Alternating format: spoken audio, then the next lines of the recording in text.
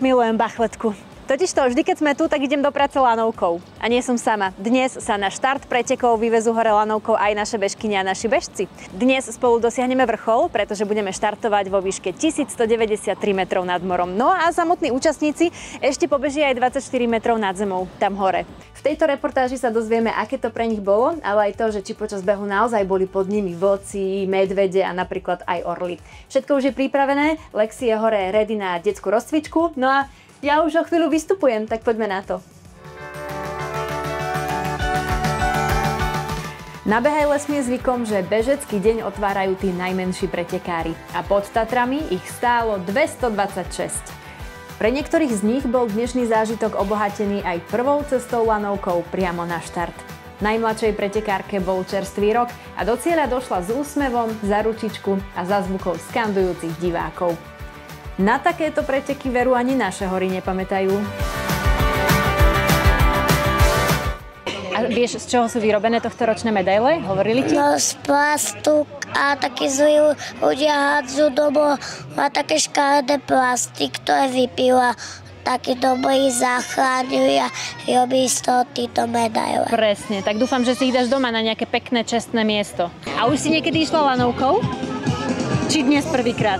Dnes prvýkrát. A aké to bolo? Dobre. Hej? Áno. A je to tvoja prvá medaila?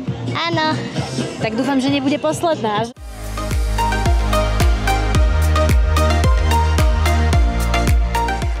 Charitatívny beh Joj Šport Run sa tento rok stal súťažnými pretekmi a v Bachladovej doline si ho vyskúšalo 213 pretekárov.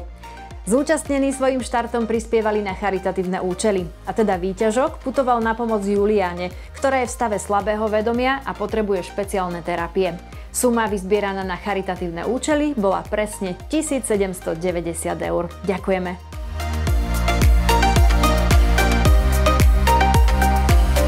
A čo by si odkázal ľuďom, ktorí zvážujú možno, že či sa prihlásiť alebo neprihlásiť na Behaj lesmi? Ja som pôvodne ani nechcel ísť, presvedčila ma žena, respektíve ona chcela ísť a potom nakoniec som to objednal ešte aj pre deti a sme tu a sme si to užili. Aj tento rok na Behaj lesmi pomáhame, a to vďaka našim bežkyniam a bežcom a najmä nadácii televízie Joj. Tu v Bachletke sme zo 7 príbehov vybrali jeden, je to príbeh 34-ročnej Juliany, ktorá tu bohužiaľ dnes nemôže byť medzi nami, ale je tu jej otec Jan. Dobrý deň. Dobrý deň, prajem.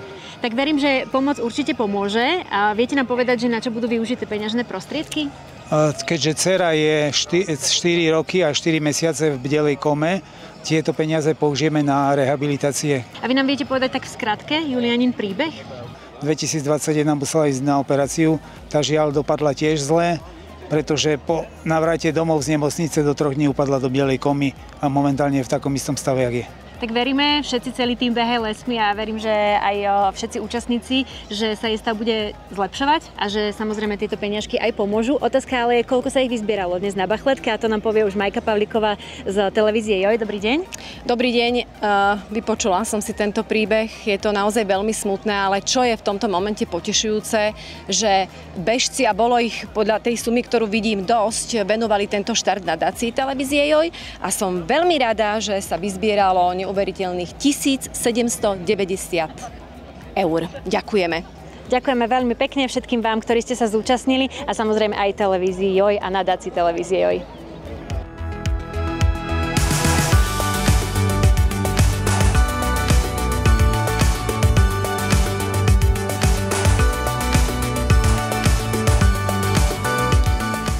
Hlavné preteky v Bachladovej doline sú známe svojou náročnosťou, ale aj veľkoleposťou. Bežať a pritom vidieť pýchu slovenskej prírody určite v každom pretekárovi prebudil dostatočnú motiváciu pokračovať a zdolať tak 10 a 20 kilometrovú trasu.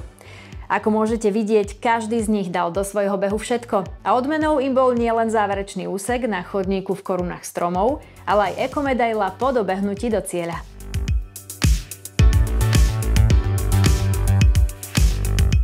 Čo ti prvé napadne, keď sa povie Bachletka? Po dnešku tento pretek. Super, tak veríme, že to tak aj ostane. Je to tvoje prvé Behaj lesmi?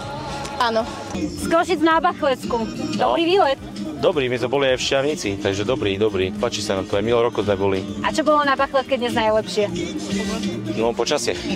Dobre, tak sme vybavili, sme sa snažili. Tak je to dobrá atmosféra, je to dobre zorganizované, aj trať. Hej, Leslie, milujem, že sa tu vždy zíde skvelá komunita ľudí a aj rodiny. A jedna taká tu je, tak ahojte, odkiaľ ste prišli? Ahojte, zo Žiliny. Tu je pri Žiline. Vratko, ty máš koľko rokov, prosím ťa? 8. A ty si bežal 10 kilometrov.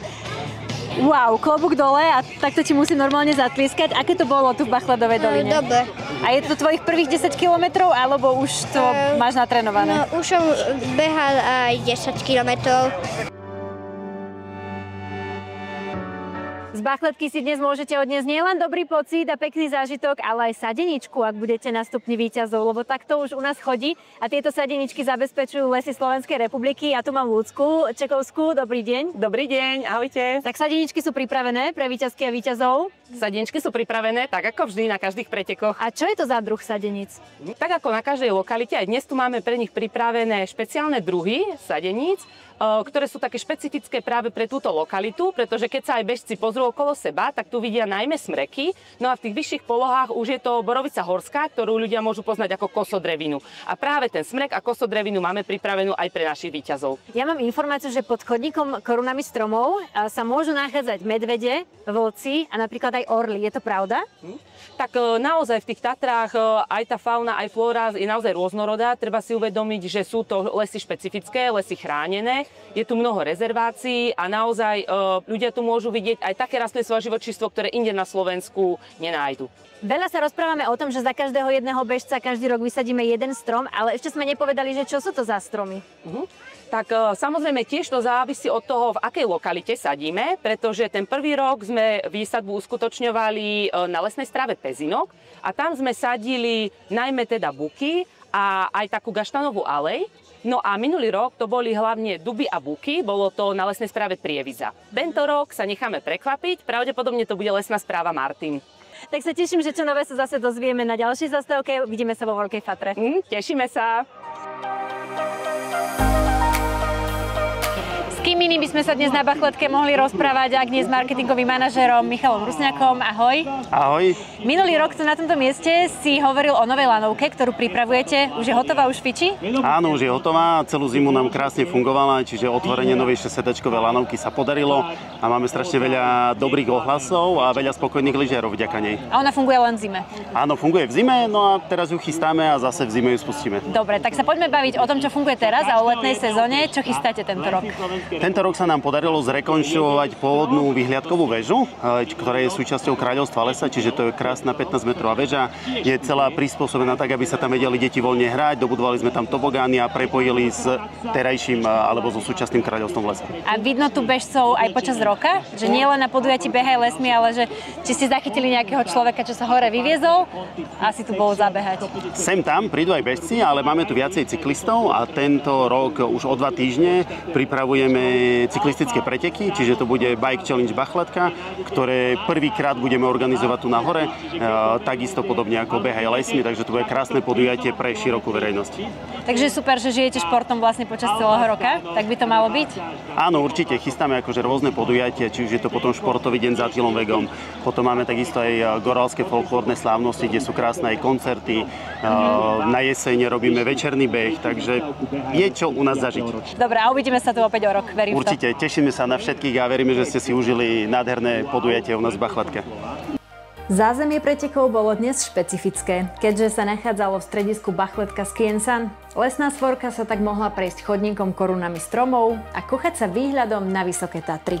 Taktiež bolo možné skúsiť masáže v stánku Alpa, testovanie bežeckých tenisiek Kraft, či naopak testovanie tela v stánku lekárni Dr. Max. Aj po týchto pretekoch vysadia organizátori spoločne so zakladajúcim partnerom Lesy Slovenskej republiky za každého jedného bežca strom.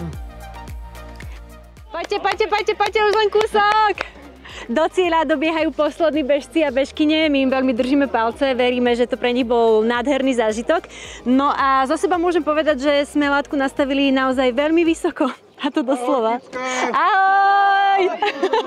Dúfam, že prídete aj na ďalšiu zastávku. Vidíme sa 5. júla vo Veľkej Fatre.